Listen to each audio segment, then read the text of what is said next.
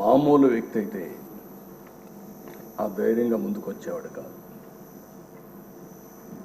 ఒక్కసారి నేను ఎన్నోసార్లు చెప్పాను, కొంతమంది నేరస్తులు నాకు ఇది చూసినప్పుడు ఒకటి గుర్తొస్తుంది. ఇలాంటి చూసినప్పుడు ఇంకా చాలా జరుగుతున్నాయి.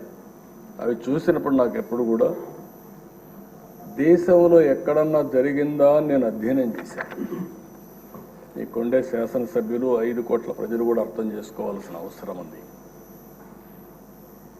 రెండోది, ఆయన విషయంలోనే కాదు, నా విషయంలో కూడా జరిగిన తర్వాత ఏదైతే నా అభిప్రాయాన్ని ధృవీకరించుకున్నాను. నేను జైల్లో ఉన్నప్పుడు నా రూమ్లో కూడా సీసీటీవీ కెమెరాలు పెట్టి నేరుగా వాచ్ చేయాలని ప్రయత్నం చేశారు ఇక్కడి నుంచి, రిమోట్ నుంచి. అదే ఈయన విషయంలో కూడా ఆయన్ని కొడుతూ టీవీలో సెల్ ఫోన్లో ఆనాటి ముఖ్యమంత్రి చూశారని వారు చెప్పే పరిస్థితికి వచ్చారు. నాకు అది ఆ రోజు నాకు నమ్మశక్యంగా అనిపించలేదు. కానీ నా విషయంలో ఎక్కడైతే నన్ను జైల్లో పెట్టారో ఆ రూమ్లో కూడా సీసీటీవీ కెమెరా పెట్టి నేను ఏ విధంగా ఉన్నానో వాచ్ చేయడానికి ప్రయత్నం చేశారన్నప్పుడు నాకు నా అభిప్రాయాలు కన్ఫర్మ్ అయినాయి. అది అయిన తర్వాత నేను చాలాసార్లు ఆలోచించాను, ఎక్కడన్నా ఇలాంటి వాళ్ళు ఉన్నారా, ఎక్కడన్నా జరిగిందా ప్రపంచంలో అని అడిగితే ఒకే ఒక వ్యక్తి దొరికాడు.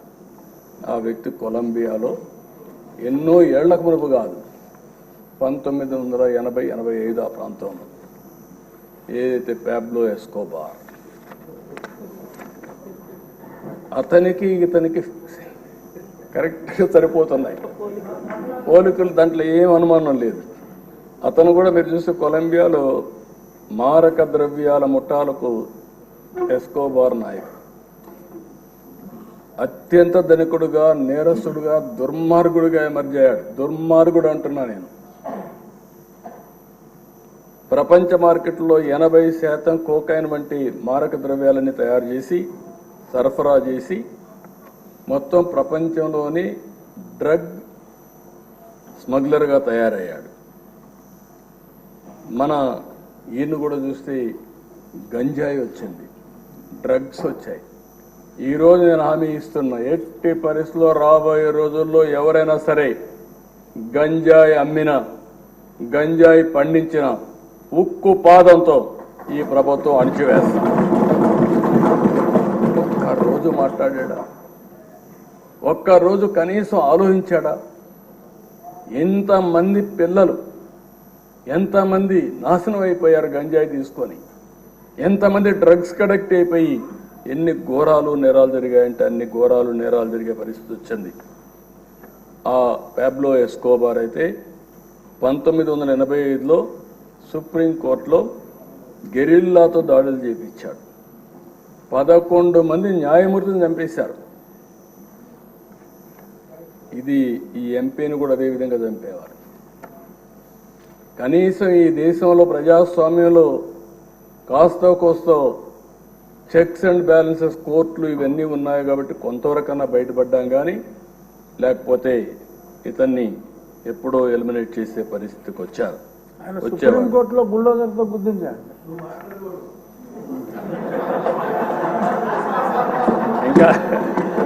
ఇంకా అలవాటు కాలేదు.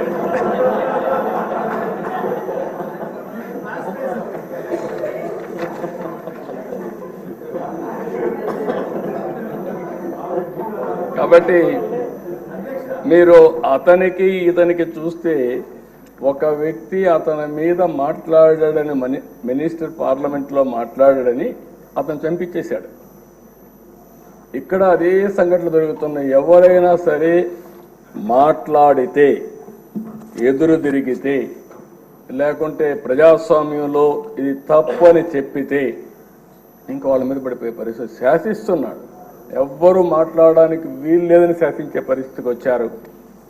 అలాంటి పరిస్థితిలో ఎదురొడ్డి ఇంకా ఎమోషన్ ఉంది. ఇన్ కోర్స్ ఆఫ్ టైం తగ్గించుకుంటారు. కానీ మళ్ళీ ఈరోజు ఒక పోరాటం చేసి, పోరాట యోధుడిగా గెలిచి ఆ కుర్చీలో కూర్చున్న మిమ్మల్ని మరొక్కసారి మనస్ఫూర్తిగా అభినందిస్తున్నాను. ఒక వ్యక్తి చట్టసభకు రావడం అంటే ఎంతో గొప్ప అవకాశం. ప్రజాప్రతినిధులుగా చట్టసభలకు వెళ్ళిన వారు ప్రజా సమస్యలపైన పోరాడవలసిన అవసరం ఉంది. గడచిన 5 సంవత్సరాలుగా చూశాం. ఇదే కుర్చీలో అంత మునుపు 14 సంవత్సరాలు కూర్చున్నా అదే అపోజిషన్ కుర్చీలో కూర్చున్నాను. ఆ రోజులు ఇప్పుడు కూడా గుర్తొస్తాయి. ఒక్కరోజు కూడా అసెంబ్లీ సుజావుగా జరగడం కానీ, బూతులు లేకుండా అసెంబ్లీ జరిపిన సంఘటనలు లేవు. సరే, అందరి మాదిరిగా నాకు కూడా అవమానాలు జరిగాయి. అవన్నీ నేను ఇప్పుడు పోవడం లేదు. కానీ ఆ రోజు కూడా ఒక మాట చెప్పాను. ఇది గౌరవ సభ కాబట్టి ఈ సభలో నేను ఉండలేను. మళ్ళీ ప్రజాక్షేత్రంలో గెలిచి గౌరవ సభగా చేసిన తర్వాతనే ఆ సభలో అడుగు పెడతానని వచ్చాను. ఈరోజు అందరం కూడా దీన్ని గౌరవ సభగా చేయడం కోసం ప్రజాప్రతినిధులుగా మనందరం ఈ సభ ఔన్నత్యాన్ని, గౌరవాన్ని కాపాడవలసిన బాధ్యత మనందరిపైన ఉంది. ఇక్కడుండే నిన్నటి వరకు మీరు ఏది మాట్లాడిన చలామణి అయింది. కానీ ఇప్పటి నుంచి ఆ కుర్చీలో కూర్చున్న తర్వాత ఆ కుర్చీ గౌరవాన్ని కాపాడుతూ మీ గౌరవాన్ని పెంచే విధంగా మీరు ముందుకు పోవాల్సిన అవసరం ఉందని చెప్పి కూడా డిప్యూటీ స్పీకర్గా వారిని కోరుతున్నా.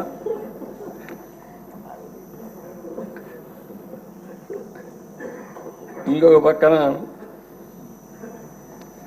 ఎప్పుడు కూడా మనందరం ఒకటి గుర్తుపెట్టుకోవాలి. ఇక్కడుండే వాళ్ళందరం చాలామంది బాధితులు ఉన్నాం. ఇంత మునుపు స్పీకర్ గారు ఉన్నారు. స్పీకర్ గారు ఆ వయసులో ఉంటే ఆయన రాజకీయ అనుభవం కూడా అపారం. 83 నుంచి రాజకీయాల్లో ఉన్నారు. 7 సార్లు ఎమ్మెల్యే అయ్యాడు. అలాంటి వ్యక్తి మీద అటెంప్ట్ రేప్ కేసు పెట్టారు.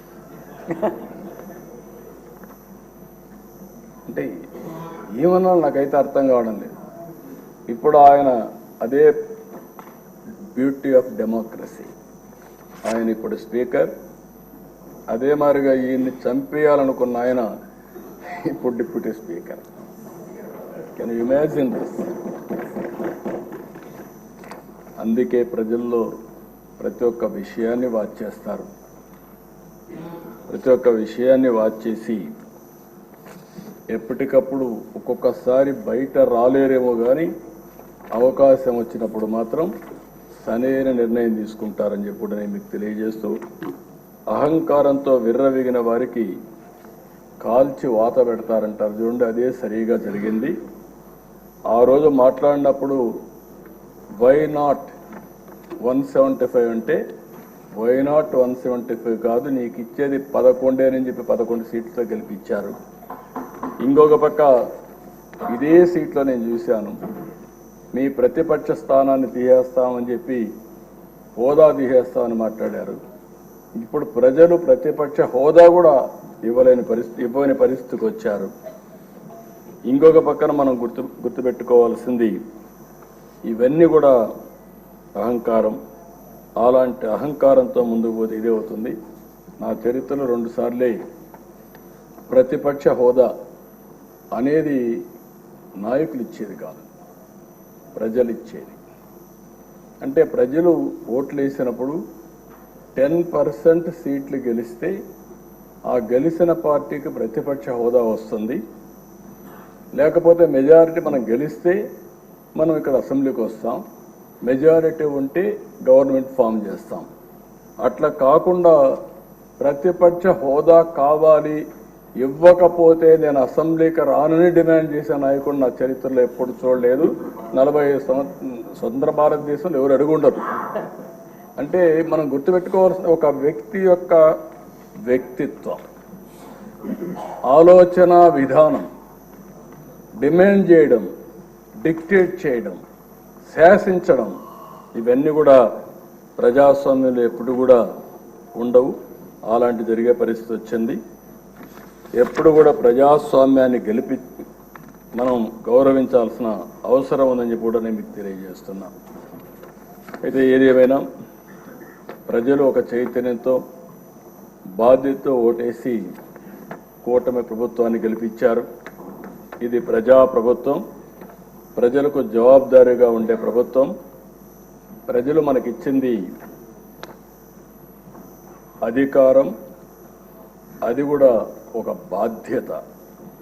అందుకే తొలి రోజు నుంచి సంక్షేమం, అభివృద్ధి, సుపరిపాలన కోసం మనం నిర్ణయాలు తీసుకుంటున్నాం. 150 రోజుల్లోనే అనేక సంక్షేమ కార్యక్రమాలని, అనేక పాలసీని తీసుకొచ్చాం. ఈరోజు రాష్ట్రంలో ఫ్రీగా నేను అనుకుంటున్నాను 5 సంవత్సరాల్లో ఇంత స్వేచ్ఛగా అసెంబ్లీ జరిగింది 1924 ఒక్కరోజు కూడా లేదు. ఇప్పుడు ఎవరైనా సరే ప్రతిపక్షం ఉన్నా ఇదే మాదిరిగా ప్రవర్తిస్తాం. అయితే సాంప్రదాయాలు లేకుంటే మనకు వచ్చినటువంటి దీని ప్రకారం రూల్స్ రెగ్యులేషన్స్ పాటిస్తే సుజావుగా అసెంబ్లీ జరిగే అవకాశం వస్తుంది. అదే మరి ఇంకొక పక్కన మనందరి బాధ్యత విధ్వంసమైన రాష్ట్రాన్ని మళ్ళీ నిలబెట్టడానికి మనం నిర్ణయాలు తీసుకోవాల్సిన అవసరం ఉంది. అలాంటి నిర్ణయాలకు ఈ సభ ఒక వేదిక. ఇంకొక పక్క ఒక పబ్లిక్ పాలసీ చరిత్రను మారుస్తుంది. ప్రజలకు మనం ఇచ్చే విధానాలన్నీ ఇక్కడనే చర్చిస్తున్నాం, అవన్నీ రూపకల్పన చేస్తున్నాం. ఆ రూపకల్పన చేసి అవి అమలు చేస్తే ఒక చరిత్రని తిరగరాసే అవకాశం ఉంటుంది. ఈ యొక్క 24, 29 శాసనసభ అలాంటి చరిత్ర తిరగరాయడానికి, స్వర్ణ ఆంధ్రప్రదేశ్ చరిత్రని ప్రారంభించడానికి ఈ సభ ఎంతో దోహదం చేస్తుంది. అలాంటి సభలో అధ్యక్షులుగా చింతకాయల అయ్యన్నపాత్రుడు గారు, డిప్యూటీ స్పీకర్గా మీరు ఉండడం మాకెంతో గౌరవం అని చెప్పి కూడా నేను మీకు తెలియజేసుకుంటున్నా. అయితే అధ్యక్ష, నాకు ఒకటి అనిపిస్తుంది, మిమ్మల్ని నాడు రాష్ట్రానికి రానియని వాళ్ళు నేడు మీ ముందు సభలోకి రాలేని, కూర్చోలేని పరిస్థితి వచ్చింది.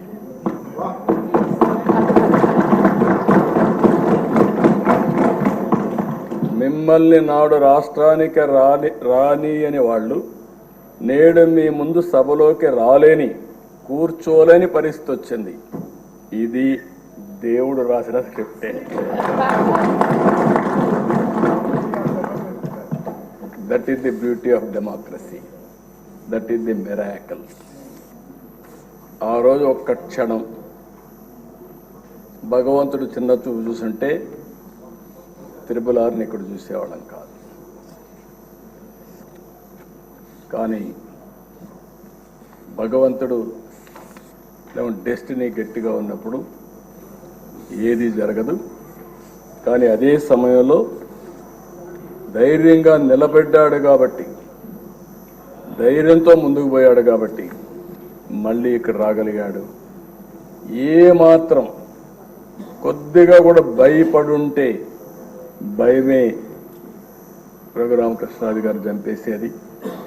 ఆ ధైర్యానికి, ధైర్య సాహసాలకు మారు పేరైనటువంటి రఘురామకృష్ణరాజు గారిని మనస్ఫూర్తిగా అభినందిస్తూ, అలాంటి వాళ్ళు మనందరికి కూడా, మీ అందరికి కూడా చాలా మంది యంగ్స్టర్స్కి ఆదర్శం కావాల్సిన అవసరం ఉంది.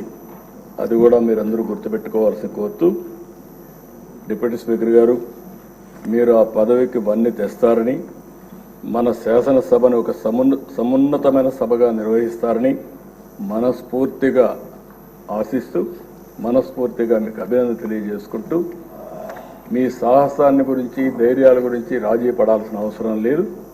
అదే సమయంలో మళ్ళీ కోరుతున్నా, ఆ కుర్చీ ఔన్నత్యాన్ని పెంచే విధంగా, సభని ముందుకు తీసుకుపోయే విధంగా మీరు అన్ని విధాలుగా ప్రవర్తించాల్సిందిగా, ప్రయత్నం చేయాల్సిందిగా కోరుకుంటూ, భగవంతుడు ఆ శక్తిని మీకు ఇవ్వాలని మనస్ఫూర్తిగా ఆకాంక్షిస్తూ, మీ ద్వారా భవిష్యత్తులో కూడా ఈ రాష్ట్రానికి అనేక మంచి కార్యక్రమాలు జరగాలని మనస్ఫూర్తిగా ఆకాంక్షిస్తూ మీ దగ్గర సెలవు తీసుకుంటాను. Thank you.